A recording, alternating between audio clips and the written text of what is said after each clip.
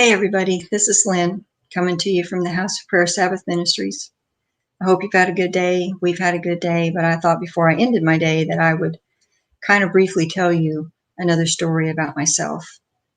It's kind of a long story, so I'm going to kind of abbreviate it. There's a lot more filler to it, but I don't want to take the time to do that. I think you can get the gist of the story from what I'm going to tell. I wanted to share the story with you about how that when I was 17 years old, the Lord spared me from being killed and buried in the desert. And I know that from the other little videos that perhaps some of you have watched, I mentioned that Derwood and I were married for about 3 years before I got saved. So I was 19 at the time I got saved. But when I was 17, we'd only been together a little over a year or so.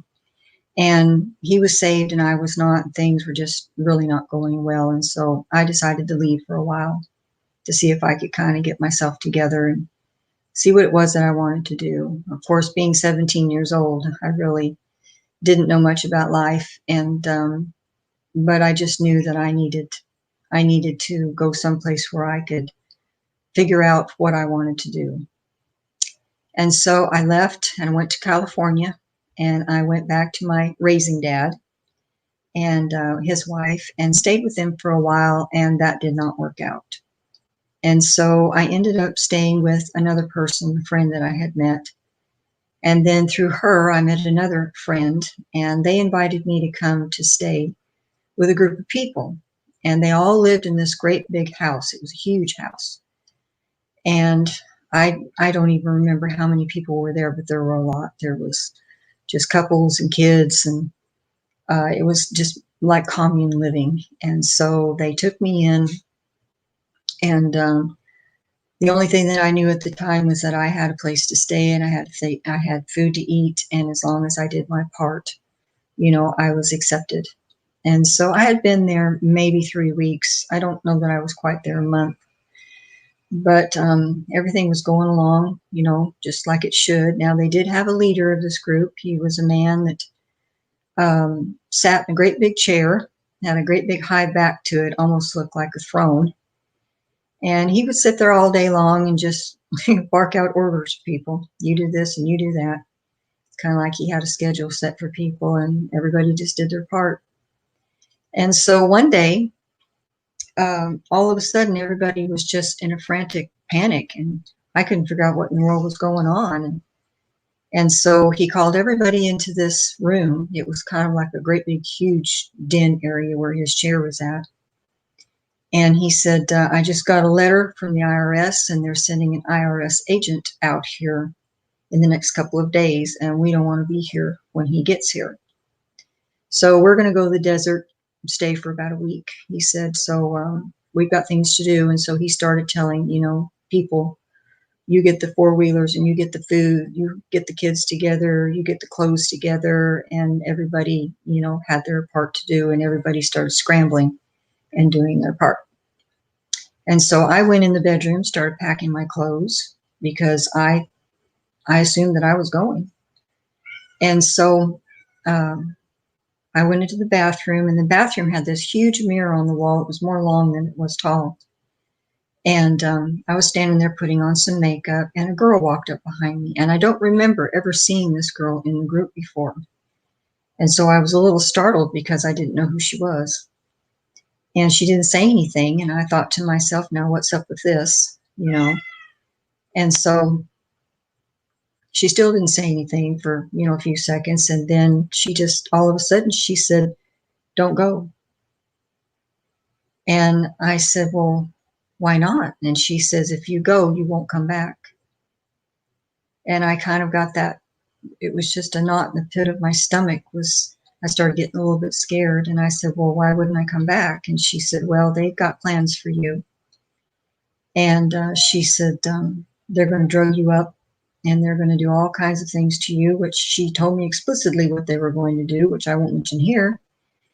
And she said, then they are going to kill you and they're going to put you in the desert. She said, and your family will never know where you are. They'll never find you. And she said, I have seen this happen before. She said, don't go. She says, I don't know how you can get out of here. She says, but go ahead and keep packing your stuff, doing your part that you need to do. And when it gets dark, she says, get out of here. Whatever way you can, get out. And she left the room. And I never saw her again. And so I went ahead. Of course, I was scared. I started getting shaky and scared. And I was trying to figure out a way I could get out without anybody seeing me. And I went ahead and packed my clothes. I went ahead and did my portion of what I was supposed to be doing, which I believe what I was doing was packing clothes and getting clothes ready to go. And so when dark came, that's all that I remember. And the next thing I remember, I was back out on the street with my knapsack and my suitcase. And even though I was out on the street, I was alive. And I don't even remember where I went from there. I mean, so much of it is like a dream that I can't remember any of it. And I do believe that that girl was an angel. I really do believe she was an angel that the Lord sent to spare me and to save me from a sure death. And now, I have to remind you, I wasn't saved at this time.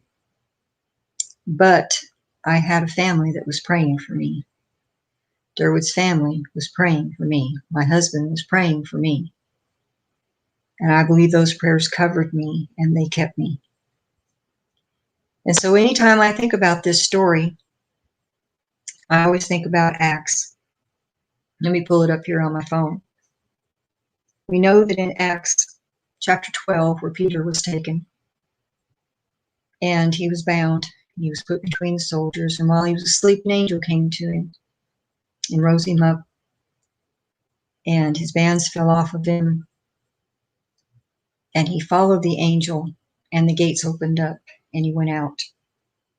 And in verse 11 it says, and when Peter was coming to himself, he said, now I know of a surety that the Lord hath sent his angel and hath delivered me. And I believe that that's truly what God did for me. He sent an angel to deliver me. And I am so thankful that God loved me enough even before I knew him, before I ever gave my life to him. He loved me enough to spare my life. If he had not spared my life, I wouldn't be here today. I would be buried somewhere. I would have never gotten to see my family again. I would have never gotten to see my son grow up.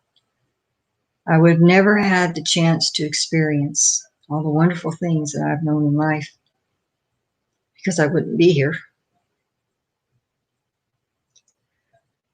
God is merciful.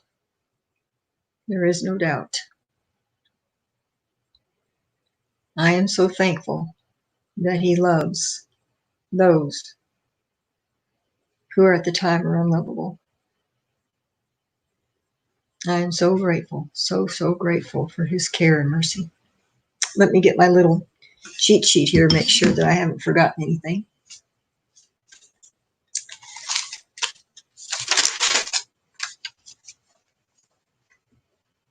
I'm reminded by my story that I've heard that saying that the ocean has no memory. It doesn't remember anything that happens in it or on it once it's over.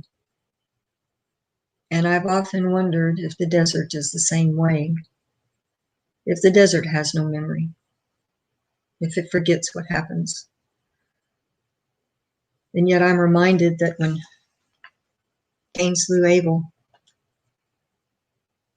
that it said that Abel's blood was still crying out from the ground. And so I believe that the desert does have a memory for things like this, because my voice would have still been crying out for justice for me. And I don't think that there was any way that that could have been ignored or not heard by God.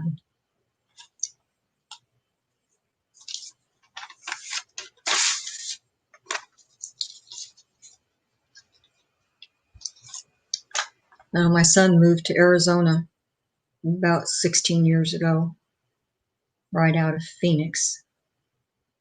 And I traveled with him when he moved to help him. And when we got to the